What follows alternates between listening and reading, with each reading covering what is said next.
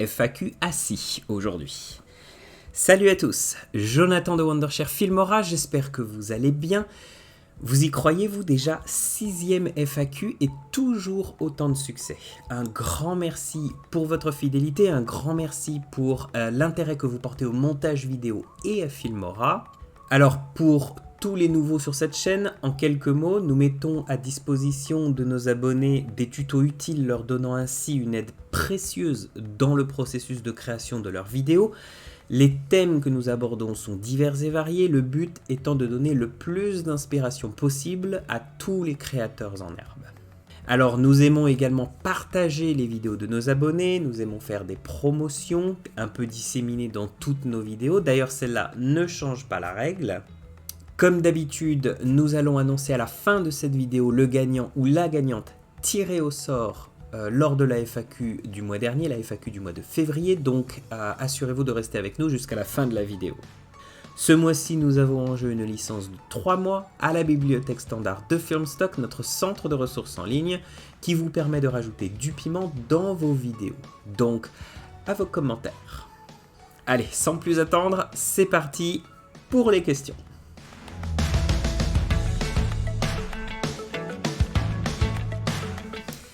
Alors, première question. Une question de Camila Wend Oliveira. Est-il possible de réviser l'édition de ma vidéo en vitesse x2, x5 sur un autre logiciel, je pouvais avancer plus rapidement en double-cliquant sur la barre d'espace. Par ailleurs, je pouvais faire le playback en marche arrière avec la touche Shift plus espace. Je n'ai pas trouvé ces fonctionnalités sur Filmora. Alors, merci pour ta question Camila. En fait, il existe plusieurs façons de pouvoir se déplacer dans la timeline. Je vous montre. Vous pouvez vous déplacer dans la timeline grâce aux touches gauche et droite. Vous vous déplacerez ainsi image par image.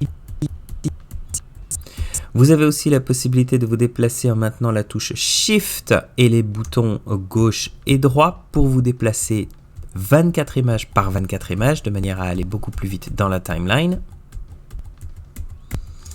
Et vous avez aussi la possibilité de vous déplacer segment par segment grâce aux touches haut et bas.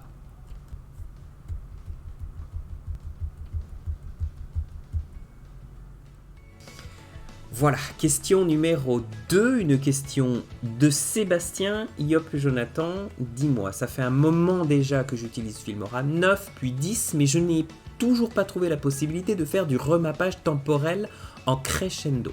Est-ce possible? Merci à toi et toute l'équipe pour ce super logiciel. Merci à toi Sébastien.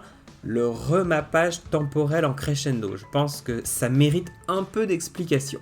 Le remappage temporel est une technique qui permet d'animer la vitesse de lecture d'une vidéo. Cette fonction très utile permet à la fois de ralentir une portion de vidéo au moment de l'action par exemple et même d'inverser le sens de lecture pour lire en marche arrière.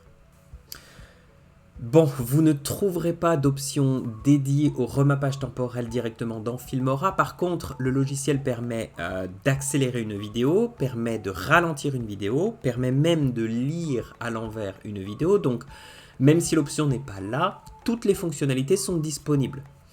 Donc, je vais vous montrer comment faire brièvement. Vous trouverez les options de modification de vitesse de lecture d'une vidéo directement dans l'interface de Filmora. Sélectionnez le rush pour lequel vous souhaitez appliquer une modification et cliquez sur la petite icône vitesse située à gauche juste ici. Vous aurez la possibilité de ralentir votre vidéo, de l'accélérer, de faire un arrêt sur image et même de l'inverser. Ok, question numéro 3. Une question de Mélissandre de la Sens. Bonjour, j'ai vu qu'on peut détacher l'audio d'une vidéo, mais il n'y a qu'une seule piste audio qui sort. Est-ce qu'il y a un moyen de séparer les voix d'une vidéo par piste individuelle? Ce serait très pratique pour les podcasts, interviews, etc. Alors, non, malheureusement, il n'y a pas la possibilité de détacher la voix d'un fond sonore, par exemple. Un fichier, un rush que vous avez dans votre timeline, si vous détachez l'audio de ce rush, c'est l'intégralité de l'audio qui sera détachée, voix et fond sonore compris. Vous n'aurez pas la possibilité, en fait, de séparer les voix du fond sonore. Alors, si vous enregistrez une interview ou un podcast, assurez-vous d'avoir un micro dédié uniquement pour le son. Et vous aurez ainsi plus de flexibilité dans votre montage pour pouvoir y ajouter des fonds sonores comme une musique. Alors, question numéro 4. 4. Une question de Daniel Paris. Mon téléphone fait des photos panoramiques et je voudrais les utiliser avec un balayage droite ou gauche. Comment faire? Alors merci Daniel pour ta question, il existe en fait deux façons de faire cela dans Filmora 10. La première c'est avec l'option de panorama et zoom, la deuxième c'est avec les images clés. Là tout de suite je vais vous montrer la façon la plus simple, c'est-à-dire comment y arriver avec l'option panorama et zoom. Suivez-moi. Alors, j'ai relancé un nouveau projet pour vous montrer cette option de panorama et zoom. J'ai ici dans ma bibliothèque média une très belle image panoramique d'un beau paysage que je glisse dans ma timeline. Pour pouvoir accéder à l'option de panorama et zoom, faites un clic avec le bouton droit de votre souris dessus et choisissez recadrer et zoomer. Vous verrez dans l'option panorama et zoom deux cadres, un cadre de début, un cadre de fin qui permettra à Filmora d'extrapoler le mouvement entre la gauche et la droite. Alors pour y arriver, vous redimensionnez le cadre de début et vous le placez à gauche et ensuite vous placez le cadre de fin à droite. Vous aurez donc un beau panorama qui va de la gauche vers la droite. En rejoignant la scène, vous verrez que Filmora aura automatiquement zoomé dans l'image de manière à pouvoir appliquer le zoom. Alors faites attention, utilisez une vidéo ou une photo avec une très grande résolution puisque le zoom altérera l'image. Plus l'image ou la vidéo est en grande résolution, moins vous perdrez en qualité lors du zoom. Merci Daniel. Question numéro 5, une question de Jean Drouet. Est-ce que les musiques disponibles dans Filmora par défaut sont libres de droit? Sinon, continuez comme ça, vos astuces et aides sont très intéressantes. Merci Jean, merci pour ta question. D'ailleurs, une question qui revient relativement souvent. Oui, toutes les musiques dans Filmora sont libres de droit. Par contre, attention, libre de droit ne signifie pas exempt de droit. Je m'explique. La notion de libre de droit, en anglais royalty free, se réfère à la liberté d'utilisation de certains contenus, le plus souvent des images ou de la musique, qui, une fois acquis, peuvent être utilisés sans payer de redevance à l'auteur.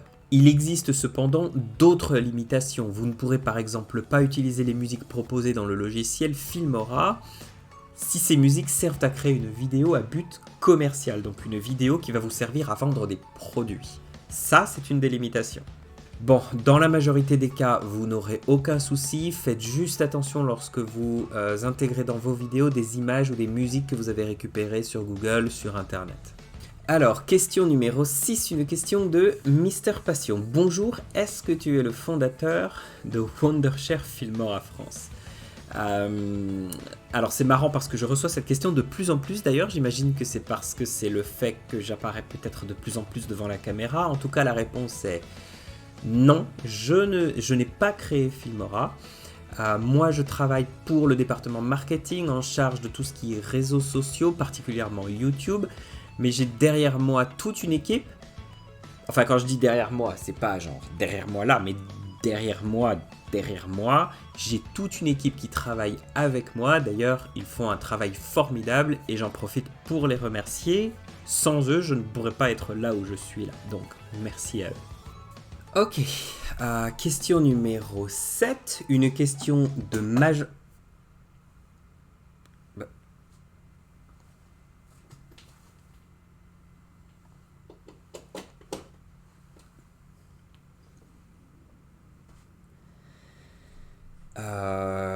J'en étais où, moi? Question numéro 7, une question de Major Yamamoto. Salut Jonathan, j'aimerais savoir si lorsque je paie un abonnement mensuel Filmstock, cela voudrait dire que les packs d'effets que j'aurais téléchargés sur Filmora 10 ne seront disponibles que pour un mois. Alors merci pour ta question Major. Alors la règle, c'est que les effets Filmstock sont actifs sur votre compte à partir du moment où vous avez un abonnement qui lui-même est payé et actif. Donc si vous avez un abonnement d'un mois, vous aurez tous les effets actifs pendant un mois. Si votre abonnement se termine à l'expiration de ce mois, vous ne pourrez plus utiliser les packs d'effets après ce mois. Par contre, les abonnements dans la majeure partie des cas sont renouvelés automatiquement. C'est justement pour éviter qu'il y ait des interruptions de service. Donc, je vous laisse le lien dans la description pour que vous puissiez jeter un œil sur votre centre de compte Filmstock là où vous pourrez voir en fait si votre abonnement est actif ou inactif. Question numéro 8.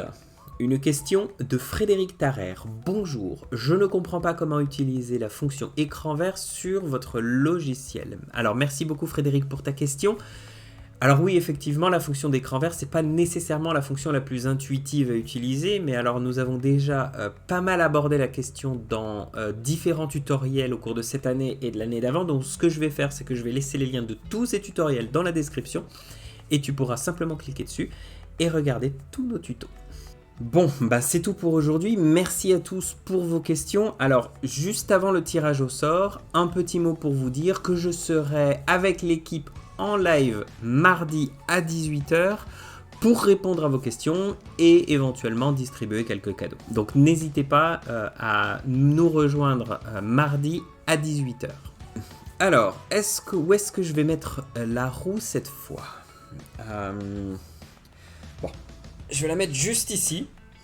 Alors comme d'habitude, hein, dans cette roue, vous retrouverez toutes les personnes qui ont commenté en dessous de la vidéo FAQ du mois dernier. Pour le reste, ce sera juste de la chance. Je vous laisse.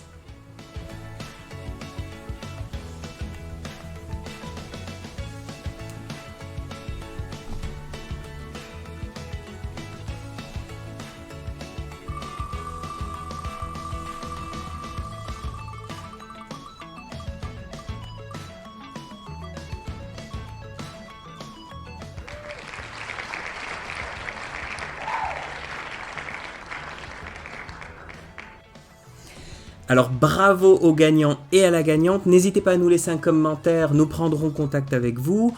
Un grand merci à tous et toutes de nous être toujours fidèles sur la chaîne. On se donne rendez-vous le mois prochain pour de nouvelles aventures.